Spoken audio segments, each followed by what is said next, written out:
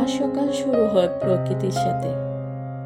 ঘুম থেকে উঠে হালকা ব্যায়াম করে ছুটে যাই আমার ছোট্ট ছাদ বাগানে।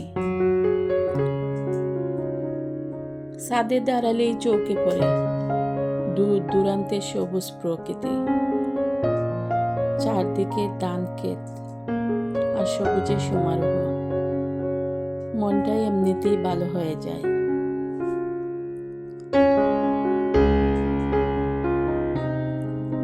সকালের নির্মল হাওয়া আর ভিউ একেবারে মন ভরে যায়। আজ গিয়ে দেখি আমার সিমের গাছগুলো অনেক বড় হয়ে গেছে, মাশাআল্লাহ। সময় মতো যত্ন নিতে না পারলেও অযত্নেই গাছগুলো দারুণভাবে বেড়ে উঠেছে।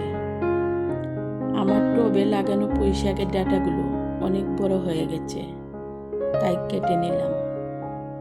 ঘরে চিংড়ি মাছ আছে, ভাবছি দুপুরে মজার একটা রান্না হবে।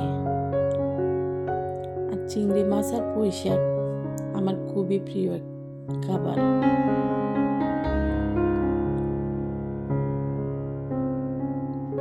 যত কাজে থাকুক, রান্নার দায়িত্বটা তো আমারই।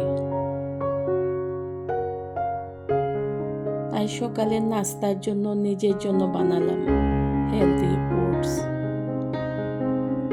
আর পরিবারের জন্য করলাম নুডলস আর চা বিস্কিট।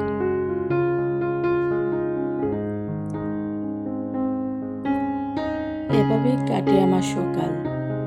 তারপর 11টার মধ্যে দুপুরের রান্না শেষ করে আবার শুরু হবে আমার শোরুমের কাজ। ঘড়ির কাঁটা আমার দিনের সবচেয়ে বড় সঙ্গী। এটাই আমার প্রতিদিনের সকালের রুটিন। ভালো লাগলে শেয়ার করে দিবেন।